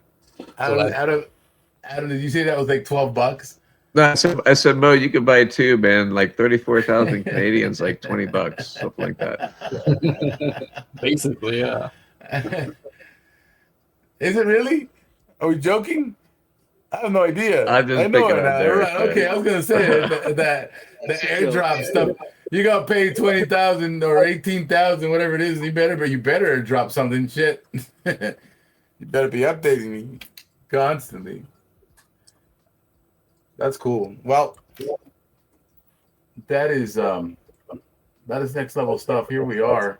24,000 US. Well, Damn, dude, you better airdrop me 3, bro. Like, you better have one for the field, one for the, especially with, who knows what that, I don't know what goes into it. But all that technology, I mean, it's expensive now, but it'll get cheaper and cheaper. Well, the future is going to be us being able to scan our food in a grocery market and understand where it came from, what's in it, how it was grown. That's going to be like, I don't know if that's in my future, but Well, I'm just waiting for like the all-purpose, humanoid robot that can go do all of my gardening work. And, yeah. pruning and Like all if that you look stuff. at their website, they actually show you pull the pen out and poking your food in the grocery store. But I haven't seen the app for that. I don't think That's so the thing. yet. Look at this band of bacteria. Ooh, that's nice. Yeah. While we're on the topic of taking out your sensor and dropping it into a random carry you found in the store, this was the original idea and design behind a guy called Dan Kittredge, who's working on a similar was working on a similar device. And his Nutriscope like device, his reflectometer, was built to be open source. And so as a result, it shares data and information that it collects with the user. In fact, actually, you can just build it yourself for less than $100. There is parts that you can buy. What was this? Let's see, $260. $260, you can make your own Senseen-like model. Of course, the issue is that Senseen has ahead of everything else is they have their own prediction model. And you don't have to try to make your own or utilize a lesser prediction model. That's kind of the thing, as Rich was saying earlier, with AI, the algorithm, the models that these companies use to train their predictions, because it's just predicting how the color of light relates to what's inside your fruit or inside your plant leaf. That is their moat, so to speak. That's what Senseen and Cleptics and any of the other companies always have above open source solutions currently. But still, I think it's really cool that there are open source solutions there. That's kind of at a pause right now, though, right? Yeah, he put a bit of a pause on that one because it's not as successful as he had hoped, I suppose. Well, I mean, There's- it's $100 and something per leaf per test, right? And so there's a lot of money involved in sending all these leaves out to get sample analysis in labs to correlate with what the refractometer reads. I think that was kind of the part that Dan basically just didn't have the funding and didn't want to go through investors to really get the bulk money. And that's why the subscription's so much every year. That's why it's so expensive. The parts for this aren't expensive. It's not hard to build. It's just all those lab tests cost a lot of money. A lot of money. Yeah. Yeah, that's why we were going to ask if you guys could launch us a GoFundMe page for me and Jeff to pay for all these SAP analysis tests. I mean, hey, that would be cool. I'm broke. I bought one too, and I don't have any money left either. I'm with you guys, man. Look at this. Look at this band of microbes. That's nice. Look at this band of bacteria, and then you've got this feeding frenzy happening. Yeah. Right underneath it all, right? Like once I dive in, pathogenic. You've got all these ciliates going to town on it. Like half the food chain right there. Yeah, look. So I'm up high here. There's all the bacteria, and then underneath it, these ciliates are. Oh yeah. Well, I mean, going to you town. got multiple. You got bacteria, the ciliates. You got the bigger guys coming in there and eating the ciliates. It's like Are they feeding off the ciliates? Did you just see them eat a ciliate? I thought a few seconds ago it looked like somebody came and munched on some of the ciliates. Well, there's a whole band of bacteria here that Well, it's interesting the pattern that they're staying to, right? Well, yeah, that's that. There's a whole run of bacteria here. Dancing. They're dancing. Look, it goes all the way down. Look, here you can really see the bacteria. They're not everywhere. They're in a line, like a tube almost, a tunnel. You see all that? All these little bacteria, and then these ciliates. This is kind of like throwing fish food in water, and then you see all the fish in a pond. You see all the biology come up, and this is what you're jumping into when you jump into those lakes over there in Michigan, Emily. That I do not do that. No. I can't wait till you see what I sent you, Mo. You're gonna be so excited. There's a secret little thing in there for you. Oh yeah, cool. That's gonna be cool. Next week we'll I should have that for sure by next week, and we'll start. So the goal with Emily here, I'm just thinking out loud without even consulting with her. Maybe we spoke on it briefly. Is that oh, I almost thought that was a lacrimari. I was about to eject him from here. Is that a worm? That is not a worm. That almost looked like a lacrimaria. Is that a big ass nematode? Is that what you're looking at? Okay, I wasn't even looking at that. I was looking at that thing underneath it. Yeah, I think. Oh, that thing is huge. What is that? 4X. This is 400? Dude, how do I get to that? No. Oh, I gotta share his. 4X. Oh, 40. Dude, that thing is massive. You should be able to see that on your screen. How do we enlarge him? Use the other one. Well, I don't think it needs enlarged. The thing's massive. That There we go. Nope. Perfect. Whoa. That is huge, dude. Is that, I mean, is that that's a massive nematode. It's skinny too. That's just like a little long. Is it nematode? I think they got that long. I guess so. Wow. It's a The hidden roundworm. tooling, like, I guess so. It's a roundworm for sure. And then look at that. Hit the epi on that. That's gonna fluoresce, dude. Even and that might be close though because it looks so. That should at least be outlined in epifluorescence. No, it's gone. Yeah, dude, that's cool. I almost called that. Like, why is that now? There's algae though. Oh yeah, he's definitely pond sample. This is Adam's pond. Very cool. Big. Can you see it on your slide? You should be able to see that at this point. No, I don't think so. You I sure? don't s- At 40, brother. So going back to Emily, so yeah, I want to like check your soil and then let's make adjustments, and then I'll like send you like some stuff, and And if I can make it, that'd be cool too, because I'd like to learn how to, Yeah. I don't know, breathe. can- I can't hear her. you can only try to make my compost. That's like making a beef Wellington on the first day. I mean, I'm pretty good at Nah, the things that I I do. definitely send you Let's have it. instructions. That would be awesome, and then you can like make videos of you making this stuff, and then we'll post that to the world so everybody can make their own stuff, and then we can just debunk this entire gatekeeping society. I mean, You know, that's what I'm here for. to be The honest soil with you. the soil guys were just having a class out there teaching everyone how to make their extracts.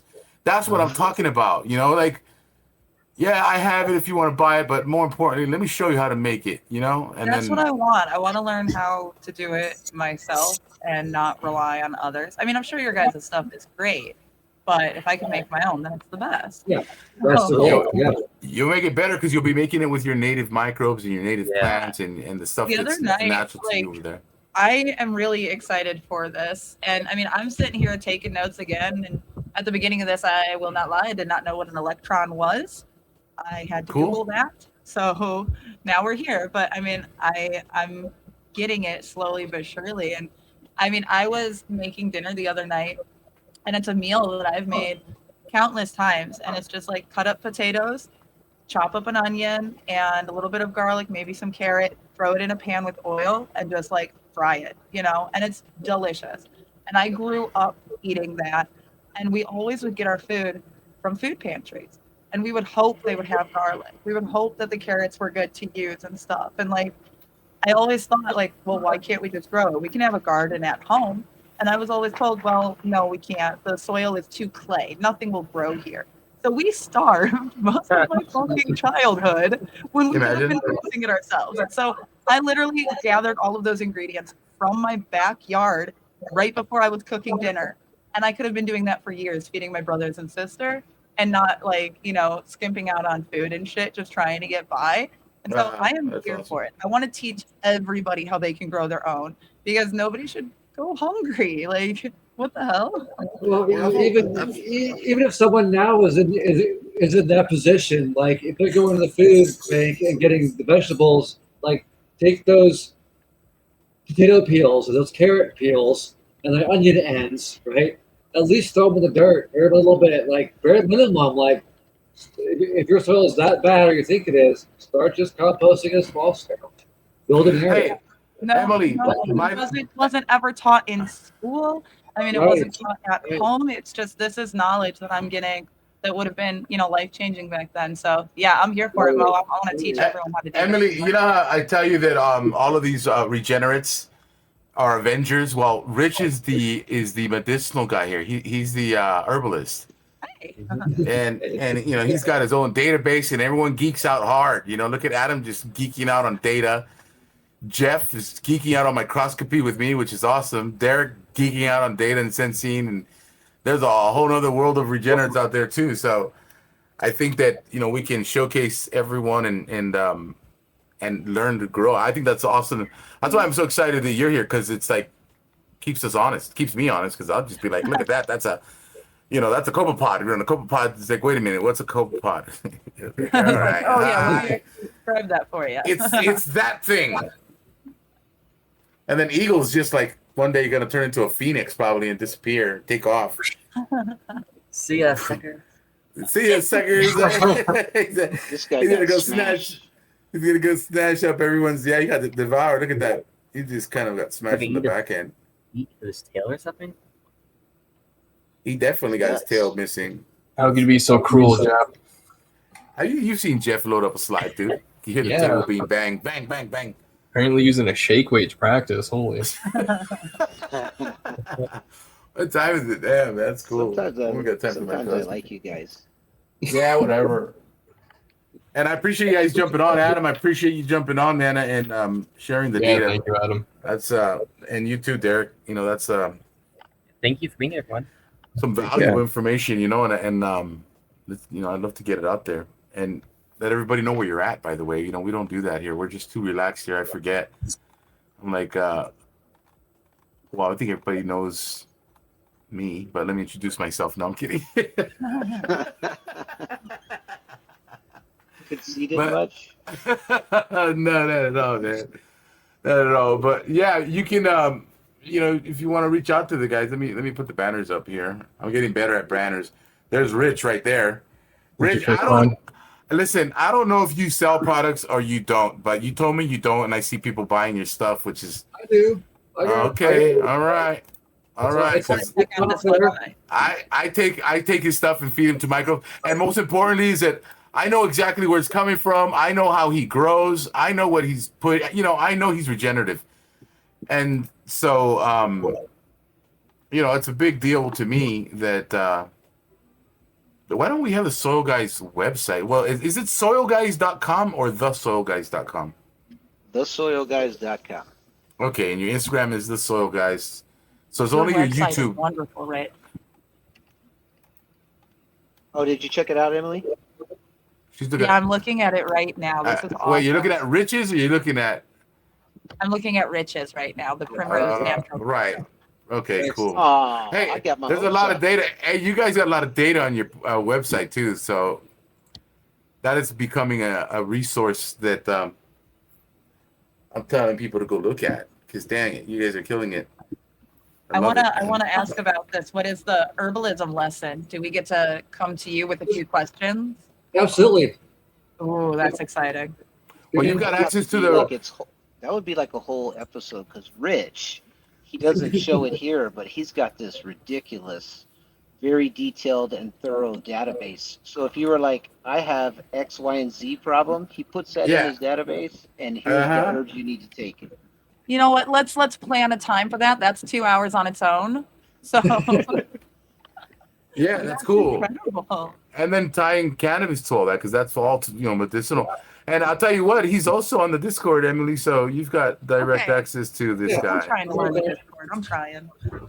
Yeah, well, you know, he's also on the you know, the Discord's going to open you up to the Monday nights, and everyone here is on you know, the Regenerative Quorum is all there. So Okay, I'll check that out. that's the thing. I'm going to just open up the Regenerative Quorum here since I'm the only one that uses it. I'm all What is that thing? Regenerative Quorum. That is a diatom. Oh, interesting. Oh, What because is it's it? symmetrical. It's symmetrical and it looks like it's made of glass, right? Oh, This one's a Desmond. Oh, it's a Desbin. Okay. Kind of, you know, to me that's family diatom, but yeah, di means two, right? So there's two sides to this thing. Can you hit that with Epi?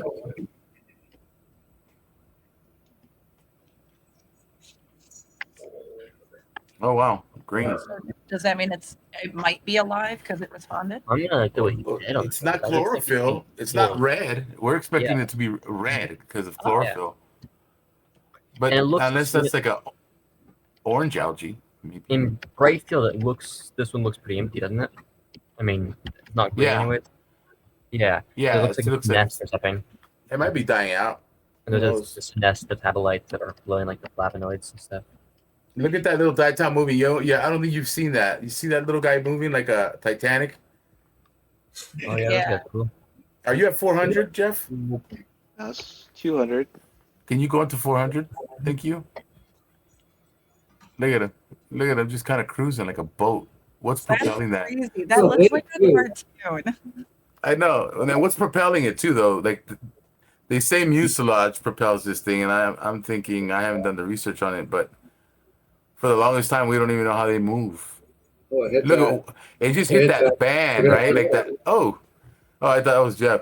Look, it just hit that maybe dry spot or something. Yeah. It just kind of just can't go anymore. It's like you hit the beach. He just Oh, but it will try, Mo. It will try. yeah. Jeff keeps throwing me off when he does that. Yeah. He's just gonna ride the look. It's there it going. goes. Yeah. Oh, Dude, he it's got like right through it. he's off-roading. It got there. That's interesting. It's cool how it pushed Cool. through like that. So it's like a snail. Oh, it's like a little glass-shaped football. Well, the that mu- moves. Yeah, mucilage. but Oh, so yeah, I guess the what is it? It's a navicula, apparently.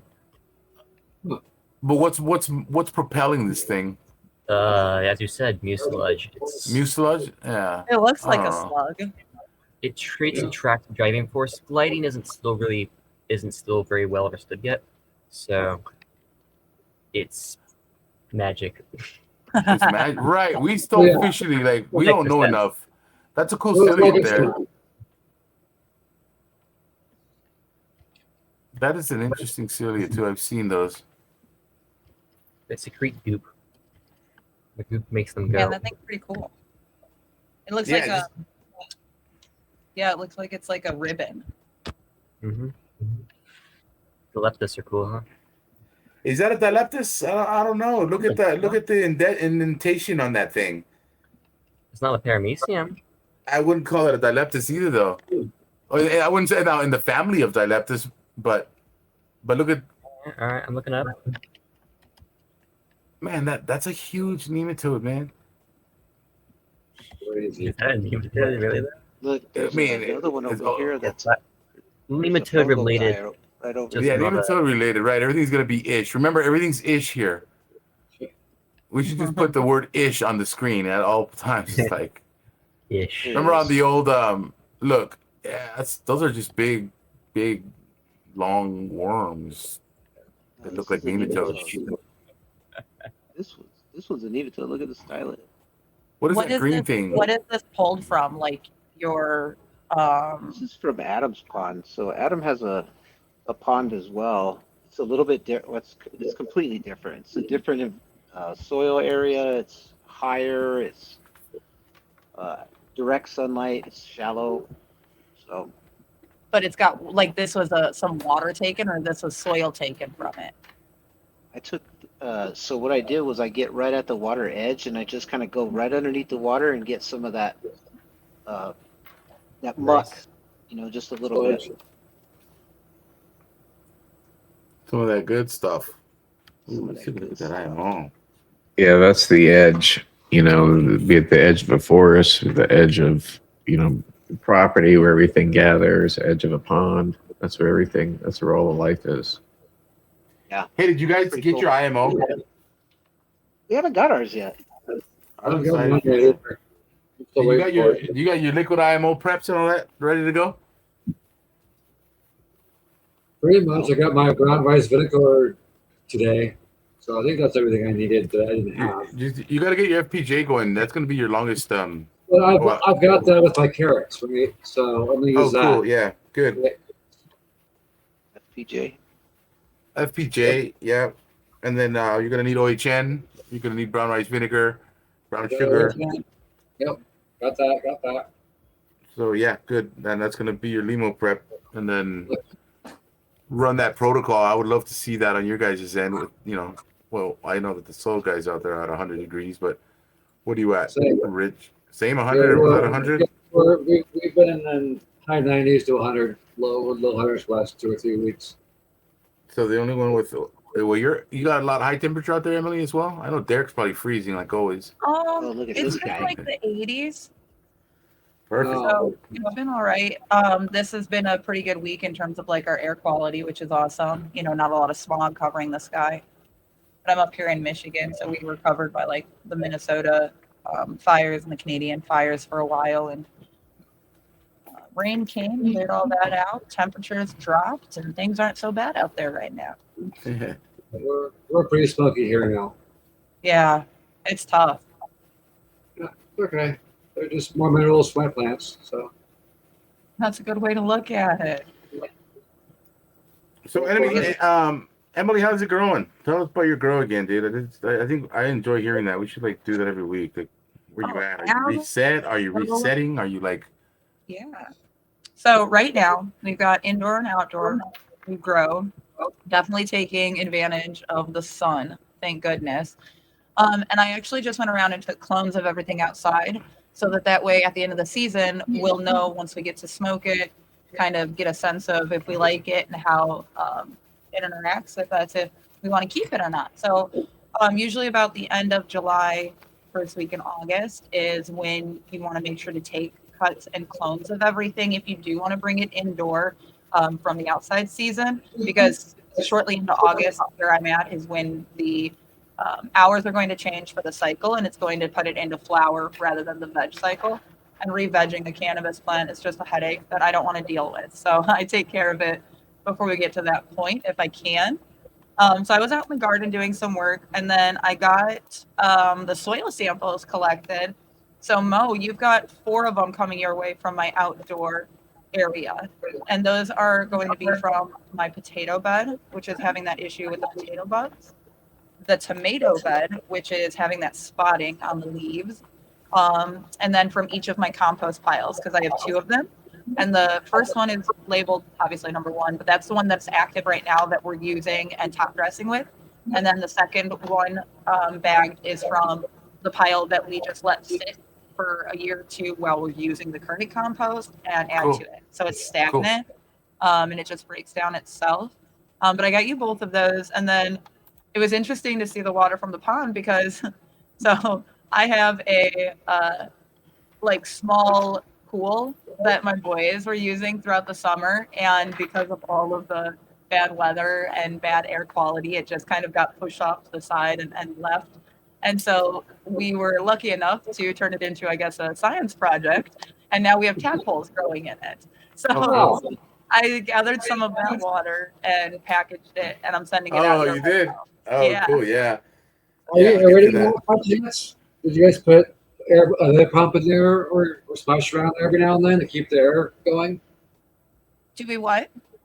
Have you added any air to that pool environment where the tadpoles are? No. But you got rain, right? Yeah, we get rain. So if you're getting rain, you're getting water, you're getting air mixed into it. Yeah, Okay. I mean, you just don't want to get too anaerobic. I didn't even consider that. But yeah. So we have had some rain recently. We've been able to watch them grow, and so they haven't grown any legs yet. They still have tails on them, but they're about the size of like my thumbnail. Some of the large ones. So cool, so fun. Are you fertilizing with that water? No, I'm not touching it except for today when I gathered up that water. I'm just like going over and like watching them and stuff. Yeah. So yeah, I haven't watered with the I guess life in it yet. Yeah, well, let's look at it first. Yeah, absolutely. I'm pretty interested. That looks like an amoeba. That's like a testate amoeba. I think it's pretty cool. You can actually almost see the pseudopods coming out of it on the right. Yeah, you can. The oblique Boom. technique. What is that? So, really what well. is that? See, here's where I start opening my mouth in a bad way. Not in a bad way, but that's a testate amoeba that is known to be the diva of aerobic systems, right? When you've got the perfect balance of oxygen in your compost, that's what you see. But we're looking at an aquatic sample with a testate amoeba, and just kind of hanging out. Yeah, just saying, Derek. Blame it on me. Blame it on me. We should get off of that. Organic. No, dude. No, let him eat it. He's eating. I think with that tester that you guys were talking, the Senseen tester, I think it'd be also interesting to see how the plants, like, so right now inside I have a plant that's called GG4, and it's a Really glue. it's a really great medicinal plant, helps out a lot of people, but I, like, personally, I can't stand it. I'm allergic, like, it gives me sinus issues. Just because it's heavy in pinene, and I'm allergic to pine, so I typically avoid it. But what's going on, man? we have a cross of it outside right now, which is either a selfed GG4 because there was only one seed in the bud that we ground up, or it is a cross to a different plant called Vortex, which successfully seeded out, which is awesome.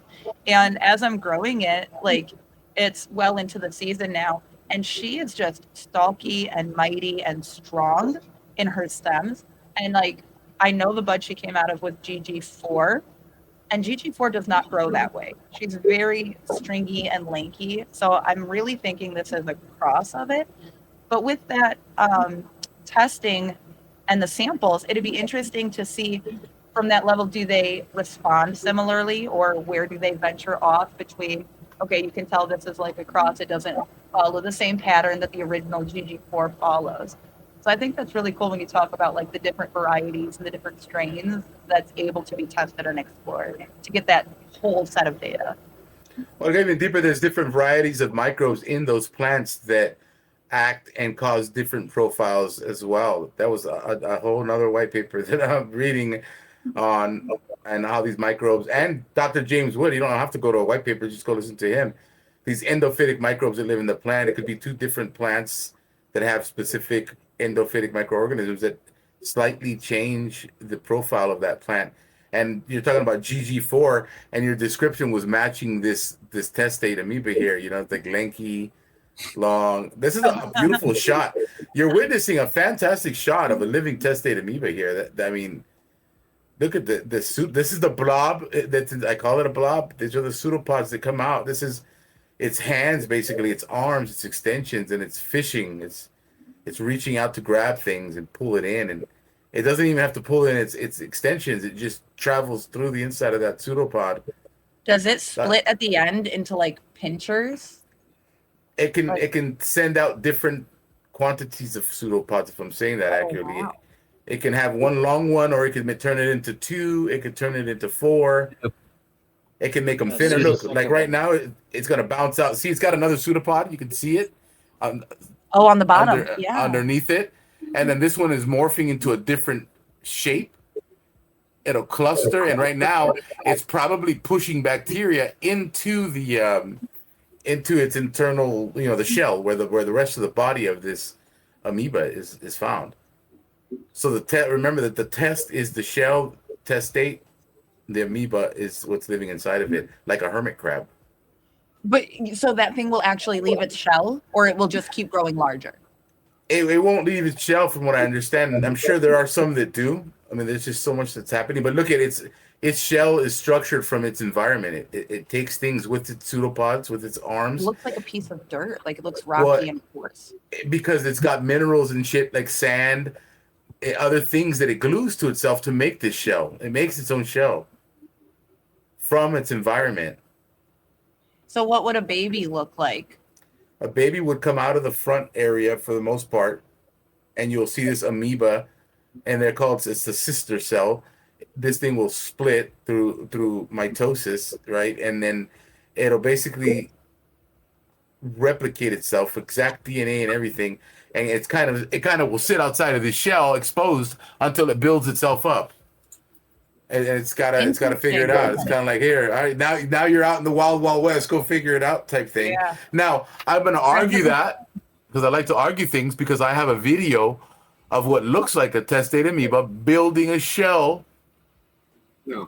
And I think we watched that for like an hour plus, but that is Get the stuff Is that moving in the pseudo. microbiology? it's inside. It's pulling everything into. It's traveling through that pseudopod and into the shell. It doesn't have to retract its pseudopods. It's almost like that rhizophagy video, where everything's being sucked in. It's all nutrient. I mean, look how close you are, and look how inside of that pseudopod you are. Good stuff, dude. That pond, man. That pond is loaded with life, dude. It's so cool. So, right, this is where I start talking about. I start getting into, well, wait a minute, this thing's living in water, dude. It's in water. You gotta argue this thing's living in a creek. Yeah, pond. So pond. It's supposed to be this aerobic microbe that they don't live in water. Well, I mean, you guys have airflow through your creek, right? You have an input and output on that pond, or is it stagnant? It's a moving pond, right? It's a moving creek, or is it still stagnant? Oh, there you go. Even better. That even lends more to my argument, dude. That this thing is sitting in a we have been getting a lot of rain, so it could just be running off.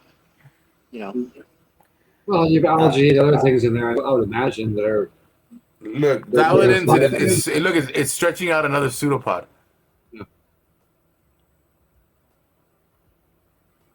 It's probably just feeling around like, whoa, man, what's going on? This is Yeah, all. This is we all. inoculate everything with this pond water, just so you know. Hell everything. yeah. This is all signaling going on. It's feeling out, right? It's just picking up signal. The same way we pick up vibes and energy. Look what it's completely turning direction on that pseudopod. Look, it just pulled it in. It's contracting it. It's probably going to split it in a different direction. I've spent way too much time staring at these things. But, all day long, Adam, I'd be inoculating always. That's why I go make an effort to go get pond water. You're fortunate to have that in your property. That's another great sample, Jeff. Jeff's putting out some serious microscopy. That's great, Jeff. That's awesome. You got to get that tope view, man. I gotta teach you some things on tope view that'll allow you to stack this image to get a perfect image of this thing. Yeah, I tried it just by clicking and zoom, click, zoom, and it didn't come out very good. Yeah, but it's got its value to it, though, dude. Trust me, it's got its positives where you can start layering and stacking these images to get every dialed in level of this thing. And so you click it, you focus through, and then you click it again. So if you're clicking and moving, you're not doing it right. It's single clicks, turn on, focus all the way through, stop it, and then it stacks it. Oh, that's cool. Well, I'll tell you what, we're actually coming up to that time. That's like how an MRI works, where it just takes it layer by layer using mesh. It's taking layer, right? It's taking layer of all the dialed in, tuned in stuff, and then stitches it all together and gives you just that nice shot. Awesome.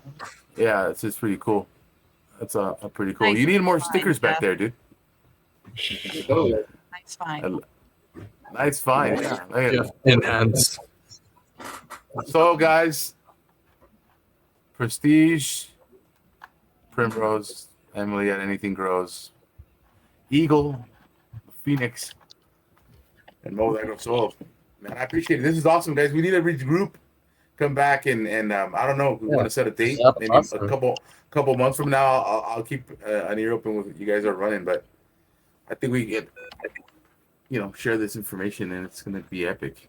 Yeah, it might actually be a good time after the season to see how we end up with all the data for the season. Yeah, that's cool. That's cool. Everybody, And I was telling Jeff, Adam, we should do even on your channel or whatever something showing your grow, dude. That high tunnel, man. That's pretty cool. The work that you guys are doing there is epic. You guys are really it's pretty good. All the way, We're collecting so much data. We're trying new tools. Like the hydrology issue, at least there, is very eye-opening for us.